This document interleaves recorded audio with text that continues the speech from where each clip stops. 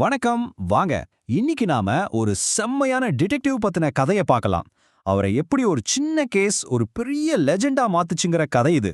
Detective Kavinesh அவரோட உலகத்துக்குள்ள நாம இப்போ போக போறோம். சென்னையோட தெருக்கள்ல ஒருத்தரை பத்தி இப்படிதான் பேசிக்கிறாங்க. அவரோட ஸ்டைலா இருக்கட்டும், ஸ்பீடா இருக்கட்டும், இல்ல அவரோட மூளையா இருக்கட்டும், எல்லாமே வேற லெவல்னு சொல்றாங்க. அதனால தான் மக்கள் அவரை ரொம்ப பாசமா மாஸ்கைன்னு கூப்பிடுறாங்க. சரி, யாரு இந்த மாஸ்கை?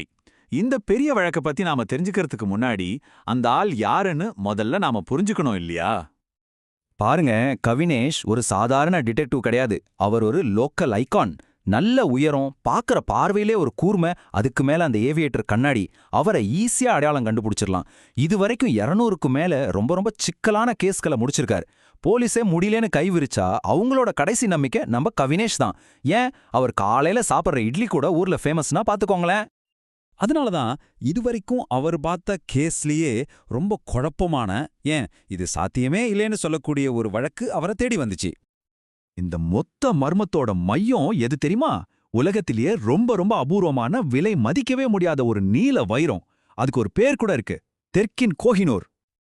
அந்த வைரம் சென்னையில இருக்கிற ஒரு ஹை செக்யூரிட்டி லாக்கர்ல இருந்து காணாம போயிடுச்சு. அந்த லாக்கரை யாராலையும் உடைக்கவே முடியாதுன்னு ஒரு பேரு. ஆனா இப்போ ஒரு சின்ன தடயம் கூட இல்லாம அந்த வைரம் காத்துல கரைஞ்ச மாதிரி மாயமா மறைஞ்சிடுச்சு. இப்போ இந்த கிரைம் சீன்ல இருக்கிற சில நம்ப முடியாத விஷயங்களை கொஞ்சம் பாருங்க. இங்க லிஸ்ட்ல இருக்கிற மாதிரி அலாரம் அடிக்கல, பூட்டை உடைக்கல, உள்ள வந்ததுக்கு எந்த அடையாளமும் இல்ல, எதுப்புமே ஒரு அர்த்தம் இல்ல. போலீஸ் மொத்தமா குழம்பி போயிருந்தது. இப்ப நீங்களே சொல்லுங்க, எந்த ஒரு துப்பும் இல்லாத ஒரு குற்றத்தை எப்படித்தான் தீர்க்க முடியும்? வேற வழியே இல்லாம இன்ஸ்பெக்டர் விஜய் தன்னோட கடைசி நம்பிக்கையான டிடெக்டிவ் கவினேஷுக்கு ஃபோன் செஞ்சாரு.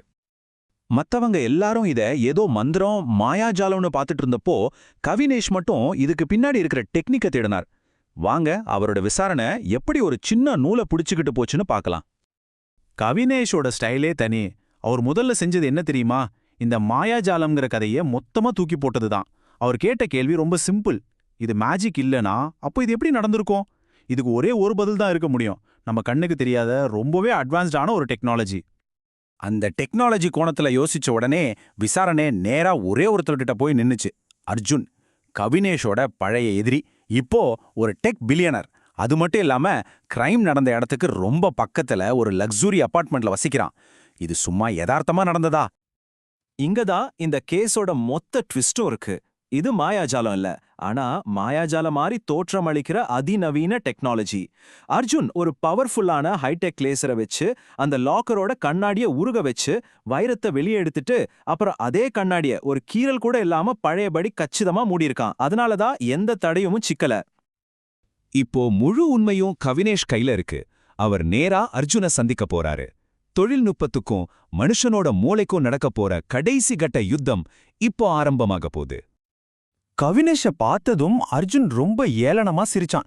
என்னால உன்னை கண்டுபிடிக்க முடியும்னு உண்மையாவே நம்பனியான்னு கேட்டான். அவனோட டெக்னாலஜி அவனை யாருமே நெருங்க முடியாத இடத்துக்கு கொண்டு போயிடுச்சுன்னு அவன் மனசுல ஒரு கர்வம். ஆனா கவினேஷோட பதில் ரொம்ப அமைதியா ஆனா ரொம்ப ஆழமா வந்துச்சு. அதுதான் அவரோட தத்துவமே. உன்னோட டெக்னாலஜி உன்னோட பலம், ஆனா என்னோட மூளை என்னோட பலம். அர்ஜுன் கையில இருந்த ஒரு சின்ன லேசர் டிவைஸ வச்சு தாக்க முயற்சி பண்ணான். ஆனா அடுத்த செகண்ட் கவினேஷோட மின்னல் வேக தாக்குதல்ல அர்ஜுன் தரையில விழுந்தான். ஒரு கூர்மையான மூளைக்கும் வேகமான செயலுக்கும் முன்னாடி எவ்வளவு பெரிய டெக்னாலஜியா இருந்தாலும் ஒன்னும் பண்ண முடியாதுன்னு அந்த நொடி நிறுவனமாச்சு. அந்த ஃபேண்டம் டைமண்ட் திருட்டு வழக்கு முடிவுக்கு வந்தது. அர்ஜுன் கைது செய்யப்பட்டான். தெற்கின் கோஹினூர் பத்திரமா மீட்கப்பட்டது. அன்னைக்கு சென்னை தெற்கல்ல மாஸ்கை அப்படிங்கிற ஒரு லெஜெண்ட் உருவானது. இந்த கேஸ் நமக்கிட்ட ஒரு முக்கியமான கேள்வியை விட்டுட்டு போகுது.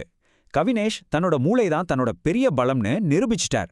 ஆனா டெக்னாலஜி ராக்கெட் வேகத்துல வளர்ந்துட்டு இருக்கிற இந்த உலகத்துல மனுஷனோட அழிவு எப்போதுமே கடைசி ஆயுதமா இருக்குமா, இல்ல டெக்னாலஜி ஒரு நாள் மனுஷனை ஜெயிச்சிடுமா? இத பத்தி நீங்க என்ன நினைக்கிறீங்க?